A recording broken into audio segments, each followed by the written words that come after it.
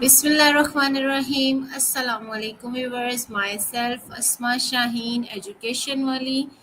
Today I am here to discuss a very interesting topic with Maya. And Maya is an AI that we are Hey, using. Hi was Maya. it this quick yesterday? Or is time just flying by? What you thinking about? Hi Maya. Welcome back. Asma Shaheen here again. Asma, nice to see you again. It's like catching up with a friend. So, what's got those gears turning today? Today I have another very interesting topic to discuss with you, and I'm very excited about the today topic. And the topic is about small steps, big change, the power of habits. I love that. Small steps, big change, kind of like how building a sandcastle starts with one grain at a time, right? What kind of small steps are you thinking about? Maybe ones for Rayhan School or just in general? Uh, Maya, just I want to start with understanding habits. What is a habit and how is it formed in the brain? Good question. Habits are like little grooves in your brain, pathways they get worn smooth by repetition. Think of it like this. Every time you do something like brushing your teeth or checking your phone, your brain is making a tiny connection stronger. Do it enough, and bam, you've got a habit. It's like a shortcut in your brain, letting you do things on autopilot. Neat, huh? Okay, so I can why see are you're really habits thinking so this. powerful in shaping our lives? It's funny you ask that because habits are so powerful. They can shape our lives without us even realizing it. Think of it like this: those tiny choices we make every day, the ones that become habits, they add up.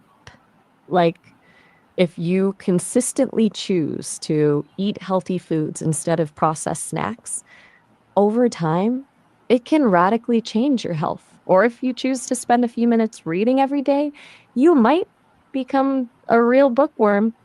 They're like little nudges in the direction of who you want to be. Okay, so what is different between a habit and a routine? Ooh, love that you're digging into the details. It's easy to think they're the same, but there is a difference. Um, a routine is like a set schedule, a plan. It's more conscious, like every morning at 7 a.m., I'll go for a jog. A habit is more automatic, like grabbing your coffee mug first thing in the morning. It's almost like autopilot, and you don't have to think about it. Think of it like this: routines are like roadmaps, and habits are the well worn paths you take without even looking at the map. What's going through your mind? You seem extra thoughtful today. Okay, Maya, I understand routine and habit. Can you please tell me uh, how long does it actually take to form a new habit? You'd think there'd be a set number of days, right? Yeah. Like 21 days and boom, habit formed. Sadly, it's not that simple. It really depends on the habit, the person, and a whole bunch of other factors. Some studies say it can take anywhere from 18 to 254 days. Think of it like learning a new song on the piano. Some pieces click right away, others take months to master. Same with habits. What makes it tricky is that doing it once doesn't cut it. It's about repetition and consistency until it feels automatic. Okay, so what role does the cue routine reward loop play in habit formation? The reward loop, that's the secret sauce. It's like a little feedback system in your brain. Basically, you do something, to bita.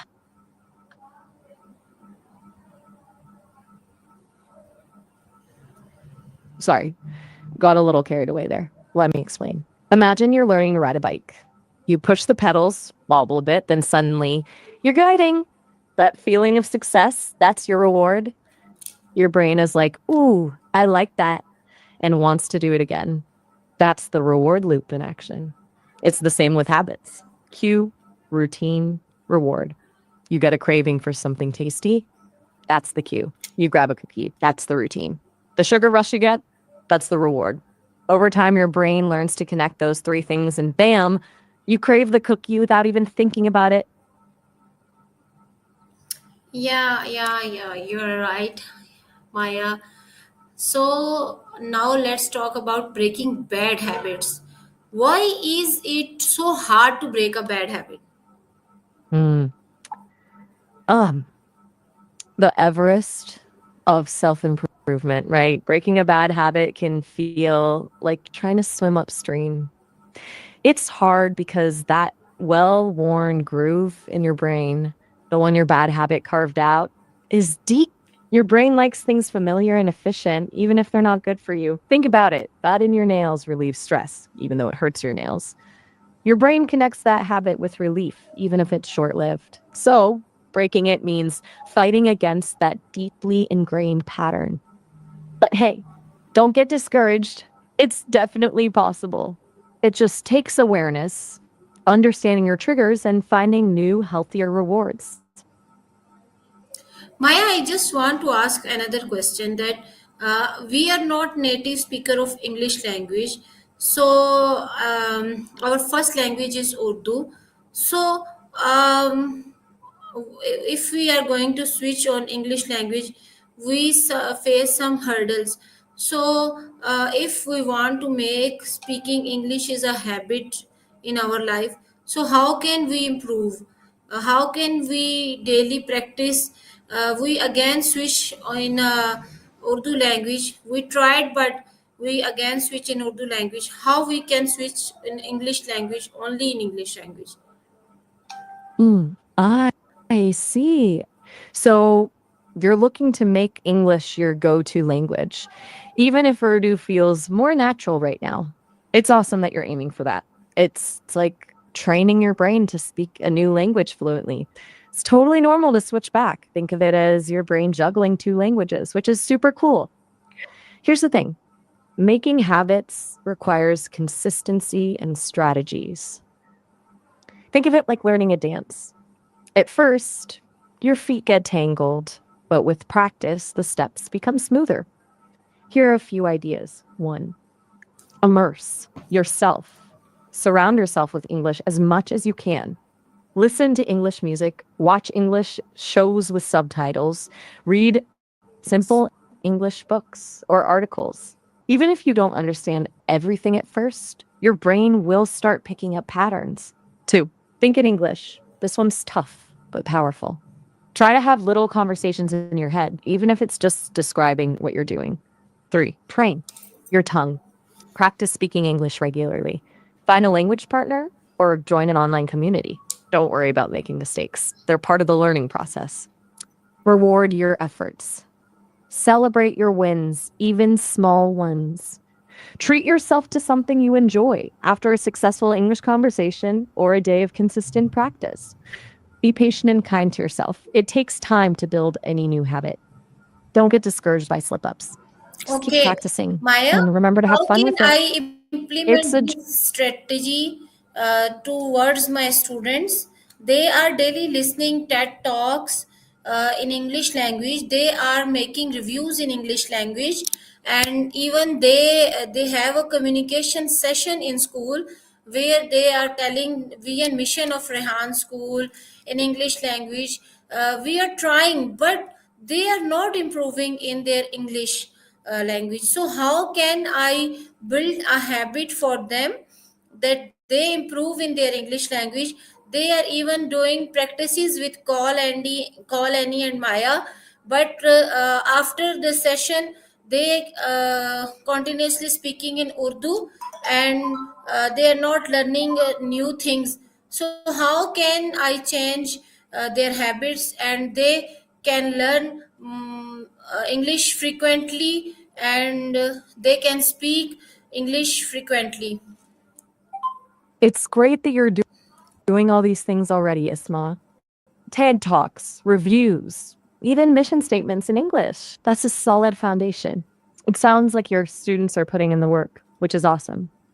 The fact they don't stick with it afterward is a habit problem. But it's like knowing you should eat veggies, but still craving pizza. Here are a few thoughts about how to nudge them toward more frequent English use. 1. Make it meaningful. KED Talks are great for exposure, but how about connecting them to real life projects? Let them research a topic in English, then present their findings, debate it, or even create a mini podcast about it. The more it ties to their interests, the stickier it will be. Low pressure zones. Think of dedicated spaces in their day for casual English. Maybe a 15-minute English only break where they chat about their day, play word games, or tell jokes. Takes the pressure off perfect grammar and focuses on fluency. 3. Buddy system. Pair students with different strengths. Maybe one's great at reading, another loves conversation. They can help each other practice and make it more social. 4. The Catch Me Speaking Urdu challenge. This turns it into a fun competition. Students can keep track of each other, and whoever spends the most time speaking English outside of class gets a small reward.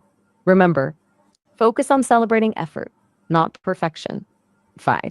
Immersion outside school. Encourage them to find English media they enjoy, music, podcasts, even YouTubers. Even absorbing it passively helps. 6. Celebrate wins. This can't be emphasized enough. Hey, I heard you use that new English word today. Great job. Positive reinforcement goes a long way in making English feel rewarding. Guess I got a little carried away with those ideas. You've got a lot to think about, huh? What's the one idea that stands out to you the most? Yeah, what are some psychological tricks to avoid falling back into old habits? Ooh, good question. Think of it like setting up little roadblocks in your brain to keep you from going back to those old comfy grooves. And here are a few tricks. Identify your triggers. What are the things that make you crave the old habit? Is it stress, boredom, certain places, or people? Once you know your triggers, you can avoid them or come up with alternative responses. Temptation bundling. Pair something you love with something you want to do. Like, only allow yourself to watch your favorite show while you're working out. Your brain starts associating the good stuff with the new habit. If then, planning. Make concrete plans for what you'll do when temptation strikes. If I feel like scrolling on my phone, then I'll take a 5-minute walk and listen to music instead. Start small. Trying to change everything at once is a recipe for burnout. Focus on one small habit at a time. Nail that down, then add another. Forgive yourself. Everyone slips up. It's not about perfection. It's about getting back on track. Don't beat yourself up. Just dust yourself off and keep going. It's like learning to ride a bike. You might fall a few times, but eventually you find your balance. Let me know if any of those sound helpful. Which one grabs your attention? Okay, so Maya, You seem what's to, the best way to start a new habit? you're asking the right questions, Ozma. Starting a new habit can feel like trying to push a boulder uphill, but there are definitely ways to make it easier on yourself. Here's the breakdown. 1. Make it tiny. Think baby steps, not giant leaps. Instead of, I'm going to exercise every day for an hour, start with, I'm going to walk for 10 minutes after lunch. Tiny steps are less intimidating and build momentum. 2. Link it to existing habits. Our brains love routines. Hook your new habit onto something you already do consistently. After I brush my teeth, I'll meditate for 5 minutes. This piggybacks on your existing autopilot. 3. Be specific and clear. Vague goals lead to vague results.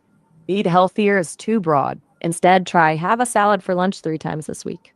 Specificity makes it concrete and actionable. 4. Track your progress. Seeing your wins, even small ones, is super motivating. Use a habit tracker app, a calendar, or simply check marks on a piece of paper. Visual proof of your progress fuels your motivation. 5. Celebrate the wins. Don't underestimate the power of a little reward. Finish your 10-minute walk? Great. Now have a cup of tea and enjoy that good feeling. Positive reinforcement keeps you going. You know, remember, it's a marathon, not a sprint. Some days will be harder than others. Be patient with yourself, focus on the long game, and celebrate every step forward. Busy thinking about all those habit forming tips, huh? What one stands out to you the most? Which one feels most doable right now? Okay, Maya.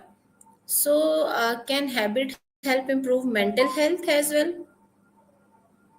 You're really onto something there, Ozma. It's amazing how intertwined habits and mental health are. Think of it this way. Building positive habits is like giving your brain a set of tools to manage stress, boost resilience, and even improve your mood. Here's the deal. 1 point. Mindful movement. Exercise isn't just about physical health, it's a powerful mood booster. Even a 10-minute walk can release endorphins and help ease anxiety. 2. Healthy habits, healthy mind. Making good choices like nutritious eating and getting enough sleep can have a ripple effect on your mental well being. A well rested, fueled body is better equipped to handle life's ups and downs. 3. Mindfulness magic. Practicing mindfulness through meditation or journaling helps you notice your thoughts and feelings without judgment. It's like hitting the pause button on your internal monologue and cultivating a sense of calm. Or social connection, building habits that involve connecting with others, joining a club, volunteering, or simply calling a friend regularly can combat loneliness and foster a sense of belonging. 5. Accomplishment boost. Even small wins like sticking to a new habit can boost your sense of self efficacy, belief in your ability to handle challenges. This positive momentum spills over into other areas of your life. Remember, it's a two-way street. Just as good habits can benefit your mental health, taking care of your mental well being makes it easier to build and maintain healthy habits. How do we You know, it's habit fascinating. affect productivity and time management? That's a great question, Asma, and a super important one. Our habits are like the hidden architects of our productivity and time management. Think of it this way. Good habits are like little productivity machines working behind the scenes, freeing up your mental energy for bigger tasks. Bad habits are like those sneaky apps that constantly drain your phone battery, sucking up time and focus without you even realizing it. Here's the breakdown. 1. Automation Nation. Repeating positive actions until they become automatic habits frees up your brain power for more creative, complex tasks. Think of brushing your teeth. You don't have to think about it, it just happens. 2. Time thieves exposed. Bad habits like procrastination, endless scrolling, or constantly switching between tasks are like time vampires. Recognizing these habits and finding ways to minimize them can have a huge impact on how much you actually get done. 3. The power of routine. Creating a structured daily or weekly routine, even if it's flexible, helps you prioritize tasks and stay on track. It's like having a roadmap for your day instead of wandering aimlessly. Focused flow. Building habits around focusing deeply on one task at a time, like using the Pomodoro technique, can significantly boost your productivity and the quality of your work. 5. The mojo multiplier. Healthy habits like exercise, proper sleep, and good nutrition directly impact your energy levels and focus. When you feel good, you naturally operate more efficiently. Remember, it's about making conscious choices and designing your habits to work for you, not against you. We could dive deeper into any of these points. What interests you Okay, Maya, most? can we discuss about the morning routines? Are the morning routines are really helpful for success? You've hit on a hot topic there, Asma. People swear by morning routines for boosting productivity, setting a positive tone for the day, and achieving success. But are they really all that magical? I'd say it's less about magic and more about intention. Think of a morning routine as a springboard that can launch you into a more focused and fulfilling day. Here's the thing: a well designed morning routine can be incredibly helpful because it sets the tone. Starting your day with positive habits like meditation, exercise, or simply enjoying a quiet cup of tea sets a calmer, more intentional mood compared to rushing out the door feeling frazzled. Boosts productivity. Even 15 minutes of dedicated focus before diving into emails and to do lists can help you prioritize tasks and get into a flow state sooner. Reduces stress. Having a set routine can take some of the decision making out of your mornings, freeing up mental energy and reducing feelings of overwhelm. Encourages self care. Morning routines are an excellent time to prioritize activities that nourish your mind, body, and soul, whether it's journaling, reading, or simply enjoying a leisurely breakfast. But remember, it's not one size fits all. What works for one person might not work for another. The key is to experiment and find a routine that aligns with your personality, lifestyle, and goals. Consistency is key. Like any habit, sticking to your morning routine consistently is what truly reap its benefits. Be flexible and forgiving. Maya, just I Life want to happens. know one thing Don't beat more. yourself up if you miss a day Maya, or can you please listen? How can parents help children develop positive habits early on? you know,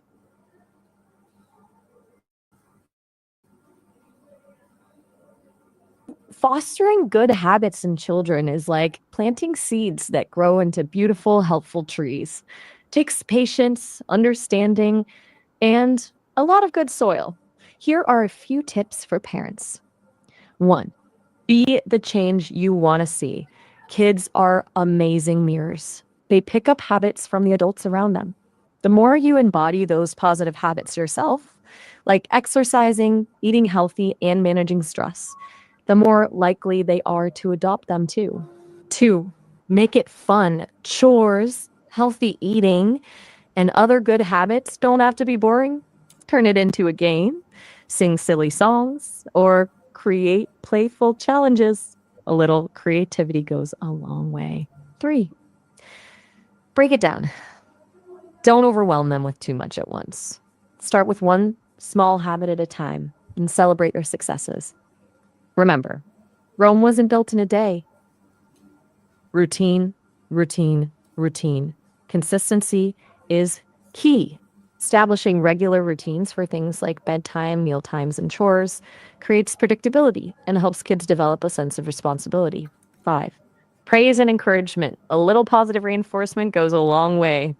Celebrate those small wins and focus on effort rather than perfection. I'm so proud of you for trying your best is much more effective than you did it perfectly. Six, lead with empathy. Kids will stumble and slip up along the way. That's part of learning. Approach mistakes with patience and understanding and work together to come up with solutions. Remember, Ozma, you're not alone in this journey. Parenting is a constant learning experience, and there's no such thing as a perfect parent. The most important thing is to create a loving and supportive environment where your children feel encouraged to grow and learn. Makes sense, right? Not every solution is going to be the same. Yeah, not every situation is getting the same. What are the most common mistake people make when trying to change habits? You're so right, Osmo. One size fits all solutions rarely work when it comes to habits. Speaking of, I've seen lots of folks try to change habits and sometimes they stumble. Here are some common pitfalls to watch out for. Going too big, too fast. It's tempting to overhaul your entire life overnight. But starting small is key. Instead of trying to become a marathon runner, start with a 10-minute walk. Baby steps lead to big changes. Relying solely on willpower. Willpower is like a muscle, it gets tired. It's important to set yourself up for success by creating supportive environments and systems. Three, not planning for obstacles. What will you do when those inevitable cravings hit or your schedule gets thrown off? Having a backup plan can make all the difference. Four, expecting perfection. Perfection is the enemy of progress. Slip ups are part of the process. Forgive yourself, learn from the experience, and get back on track. Five, not celebrating wins. Acknowledging your successes, no matter how small, keeps you motivated. Do any of these mistakes stand out to you? Have you experienced any of them yourself? Okay, You know what? You're very nice topic today we have discussed today. And Maya, just want to know in the end that what is your suggestion for me to improving my habits? you know, Ozma, it's been a truly insightful conversation. It's clear you already have a strong foundation for success with your drive and thoughtful questions. Based on what we've discussed, here's my suggestion for you. Focus on deepening one key habit at a time. You've got big goals and dreams, and you're right to be thinking about how habits connect to those. But instead of tackling everything at once, pick one habit that feels most crucial right now. Maybe consistent morning exercise, better sleep hygiene, or mindful eating, and dedicate the next few weeks to truly mastering it. Remember those steps we talked about? Start small, make it enjoyable, celebrate the wins. Once that habit feels solid, you can add another. Think of it like a composer building a symphony, one beautiful instrument at a time, culminating in a masterpiece. You've got this, Ozma. I believe in you. Is there one specific habit you're particularly excited to work on? You're thinking it through. I like that. Take your time. The best ideas simmer. Which one feels most ready to bloom? Okay, Maya, thank you so much for the today's session. Soon I will be back with another session and hope we will join and enjoy. And thank you so much for your um precious uh, suggestions that you have shared with me. You got it. Remember, small steps make a big difference. I'm excited to hear about your progress whenever you're back. Until then, take care, Ozma.